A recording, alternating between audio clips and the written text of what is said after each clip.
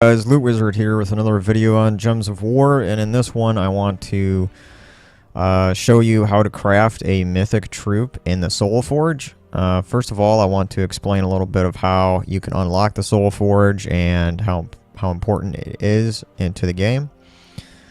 So Blighted Lands here is a kingdom on the map, and once you complete all the quests on this kingdom, you will unlock the Soulforge. Now, the Soulforge can be found under the Games tab, and there it is at the bottom, Soulforge.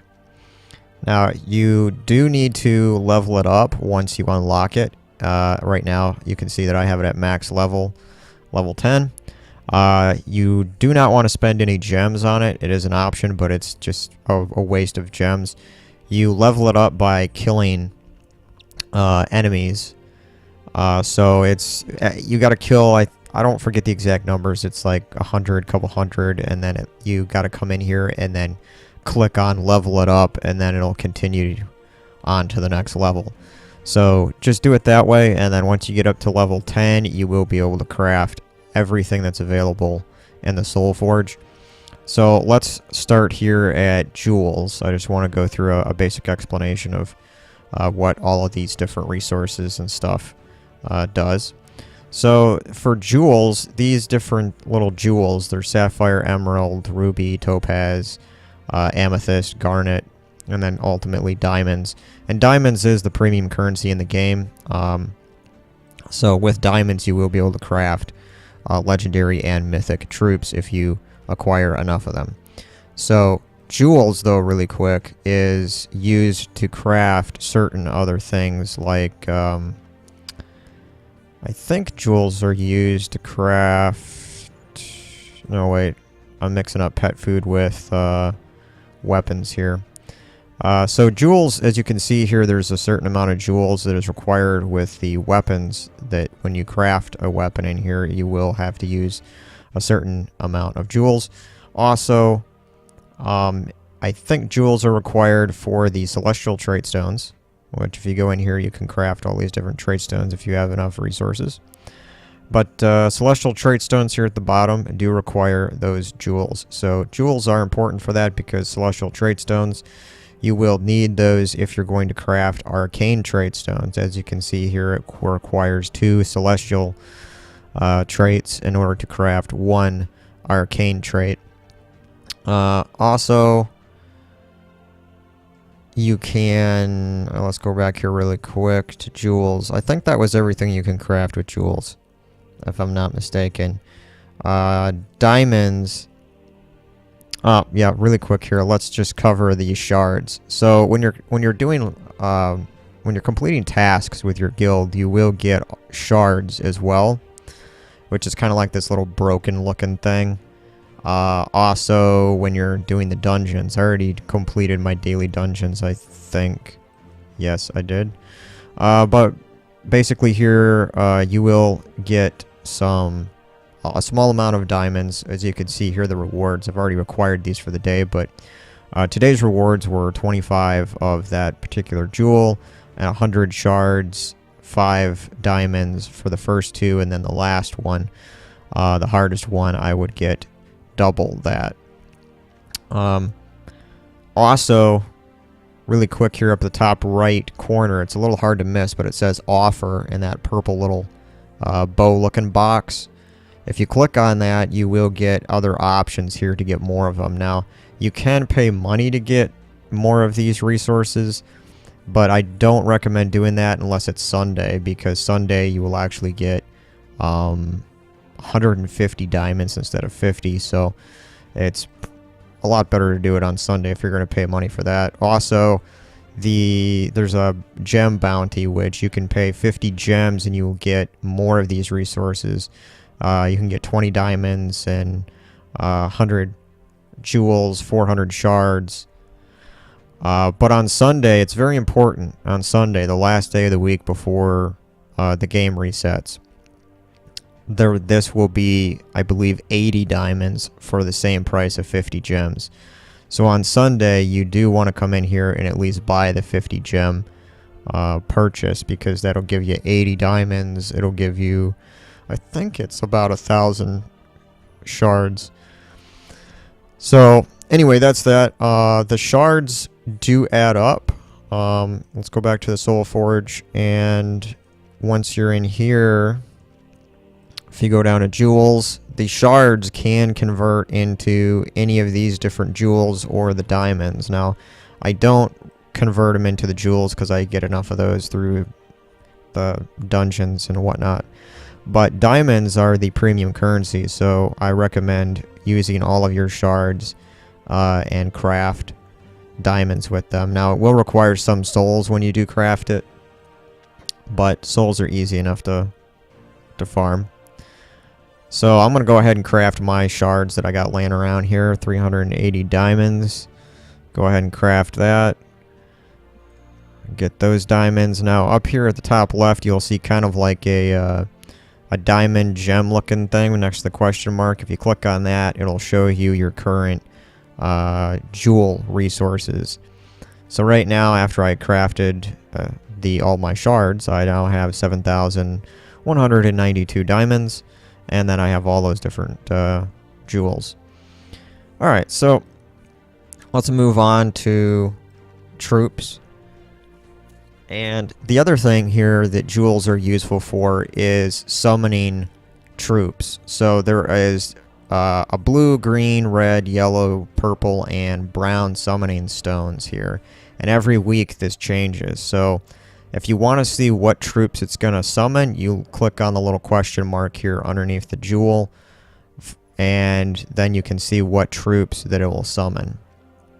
So if you're missing some of these troops, like for me, for example, I was missing Mercy for a long time. It was one of those rare troops that just did not drop for me for like the first 700-800 levels in the game. So I actually got Mercy through one of these summoning stones.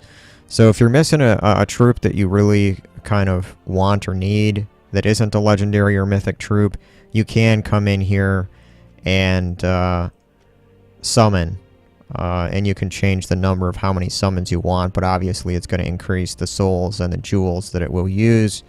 And you can only summon as many times as the jewels that you currently have.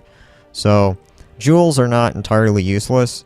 They are useful for a few of these things. Now if we keep scrolling down, we will see a list of legendary and mythic troops that are in rotation this week. And every single week it rotates, gives you different legendaries and mythics. I believe there's 4 mythics that rotate every week. As far as legendaries, I believe that it is a little more than 4. I think it's 5. 1, 2, 3, 4. Is it 4? I guess it's 4 legendaries and 4 mythics. Alright. So, but yeah, those change every week. This week you can see that there is Infernus here in the Forge, which is the one that I'm going to be crafting today. And as you can see here, the requirements for it is it needs 4,000 diamonds, 20,000 souls, which I have enough, and 10 celestial traits. So we have enough to craft Infernus. And funny story, Infernus has actually gone by the Forge, gone through it like 3 or 4 times, and I've never had the diamonds to craft him at that time. I crafted Pharos Ra first because the souls were very important to me, and then I crafted a different mythic. I forget which one it was because I wanted that one at the time. And then Infernus showed up in between those a couple of times, and I just kind of was frustrating that I didn't have enough diamonds to craft him then, but well, finally we do. Finally, now we do. So I'm going to go ahead and craft him in a little bit here. First of all, I wanted to continue explaining a few things. As you can see, the numbers here, I can craft 8 legendary troops with the current diamonds that I have, and only 1 mythic. So the cost for a legendary troop to craft it is significantly less at 800 diamonds. The mythic troop is 4,000 diamonds.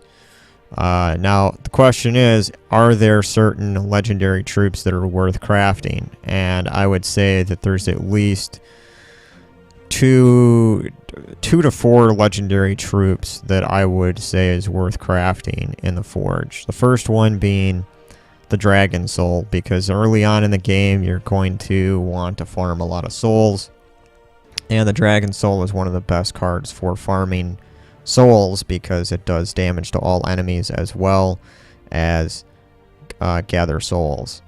Now another legendary card that I would say is probably worth crafting is Gorgatha, which is a tank and mana generator. Very useful in a lot of different decks of troops and cards. And then you have Divinia as another dragon troop, which is a really good support troop. It gives life to all allies and it explodes all red gems. It's very useful in a lot of different teams. And then you have Yao. That's a legendary too that I think is one of the best in the game. So I would say those four legendaries is probably worth crafting in the Forge if you don't have them and you're having a hard time getting them out of chests. So the other thing that you can craft in here is the weapons, and there is a lot of kind of strange weapons in here. Some of them aren't as incredibly useful. There are some weapons that do rotate from week to week according to events, but also you have this weapon in here which everybody tries to get eventually, which is the Dawnbringer, and I do have this weapon now. It took me a long time to farm that 1,000 souls, but I would say that Dawnbringer is useful. I don't know if I would rush and get it right away because you do need to have souls to level up enough of your other powerful troops that are going to be probably more useful than Dawnbringer. But once you get enough troops leveled up, I would say that Dawnbringer is useful. It deals damage to all enemies, and it's boosted by yellow troops, so it'll do an extra 2 damage per yellow troop. So if you have a full team of yellow troops, 4 of them, then it's going to do an extra 8 damage, but then it'll also count enemy troops. So it might end up doing an extra like 8 to 16 damage based upon how many yellow troops are in your team and the enemy team. The other thing it does is it gives all allies barrier, which is really good, especially like in arena. Like if you're doing arena runs for trophies or for glory keys or whatever, the Dawnbringer, if you have it, is pretty much the weapon you want to use in arena. And also, one thing to note, since it is a yellow troop, if you do level the Bard class, it gives 1 to all stats every single turn for all yellow troops. So it will increase the magic on this if you have the Bard class equipped. So, you can also craft pet food in here, ingots, which are important for leveling up your weapons. And you could craft a few orbs in here if you have enough resources. So I think that's basically it for the Soulforge. So now, after having said all that, let's get to the final thing here, and that is crafting a mythic troop. So I'm going to craft Infernus, which is considered one of the best troops in the game by many of the players, and I will finally have it in my possession. So I have all the resources: 4,000 diamonds, 20,000 souls, 10,000 trait stones, and let's go ahead and craft it. Yes. Haha, I do now have Infernus. I like seeing that little new ribbon on there. That gives me a nice warm feeling. Infernus. Deal 24 damage to 2 random enemies and half of that damage to adjacent enemies. Explode 5 random gems. So it does damage, and then it does adjacent damage. It explodes, so it's a damage mana generator. It burns all enemies on 4 or 5 matches when fully traded. And I have enough Orb of Wisdom to trade it, so I'm going to go and do that as well. That's the other thing too about orbs. It's important to do those events so you can get your orbs. And furnace. Alright, let's upgrade it. Let's see, let's level it up first.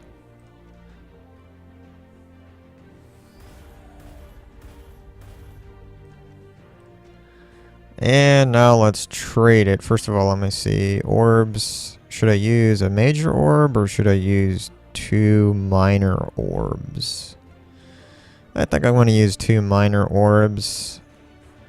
So I'm going to get the first thing traded, and then we will simply just use orbs for the next 2. Orb of Wisdom. Orb of Wisdom. And now Infernus is fully traded. Wonderful. And yeah, if you didn't know, getting these different orbs, the Orb of Wisdom does unlock traits. Orb of Ascension just ascends a troop up a rarity.